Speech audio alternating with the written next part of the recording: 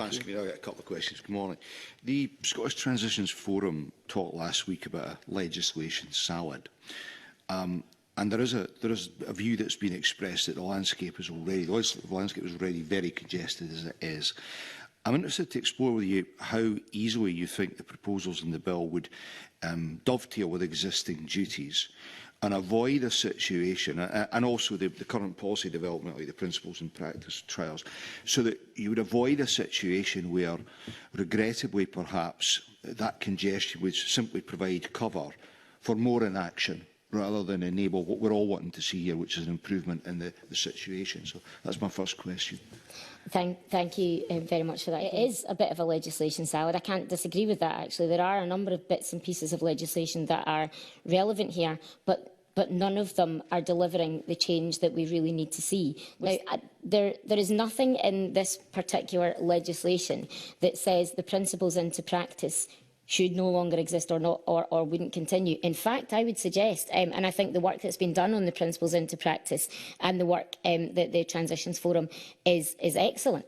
And actually that could dovetail really nicely with some of the powers in this legislation for guidance and support. If I thought I could bring one bill that would solve every single problem disabled people face in Scotland, starting from when they were born until they die, I would do it. But actually, there are a number of different bits of legislation that are intended to have an impact on disabled people's lives. But what we don't have is something that is supporting them through a crucial part in their life, from about the age of 14, which the bill suggests, up until the age of 26, as Bill set out early on, that helps people pull together all of that bits of legislation salad that gives them rights and support. Isn't the last thing we need in another strategy, isn't it action that we need?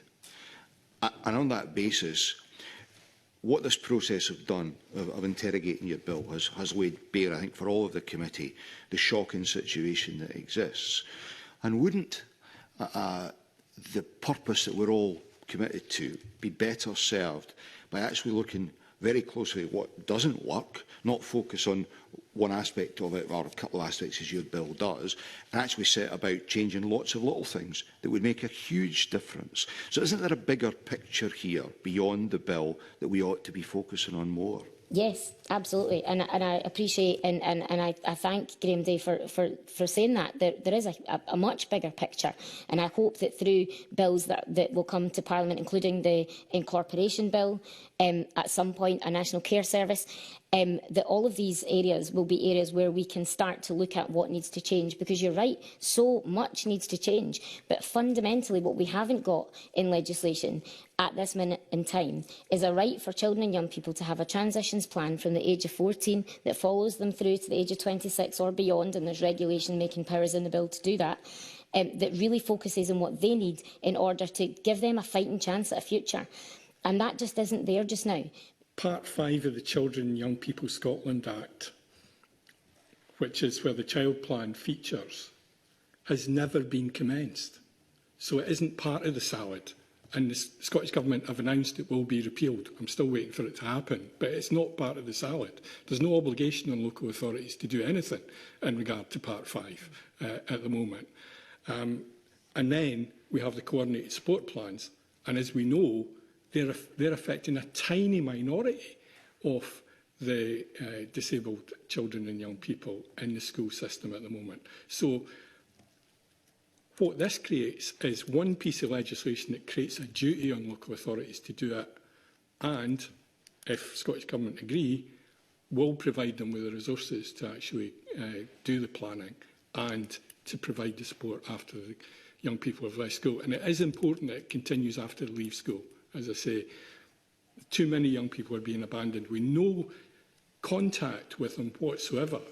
And so the worklessness rate and the economic inactivity rate, as Pam's already pointed out, is huge.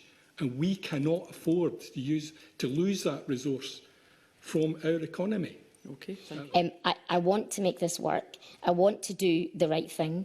I want to be able to ensure that things like the financial memorandum are accurate, and we've done that to the best that we can. Bill acknowledged that if there are other numbers then we'd be prepared to discuss that. We did spend a lot of time coming to the conclusions that we did, and our rationale is there. With respect, we shouldn't be sitting today disputing whether the figures are out by a factor of 3 or a factor of 11. But can I just go back to something to be clear on?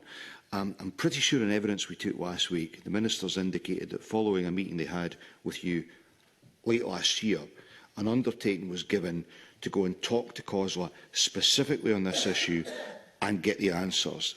If that's accepted, has that taken place, that meeting for that purpose? Because it sounds to me like it hasn't, because we don't have a kind of agreement on this today, on the numbers. So there's no mechanism for us to replace the financial memorandum once it was laid, but we have met with COSLA and we did meet them to talk about the financial memorandum. Thank you. Sorry, convener. The outcome of that was what Bill's described, which is there is a departure in our agreement on the figures.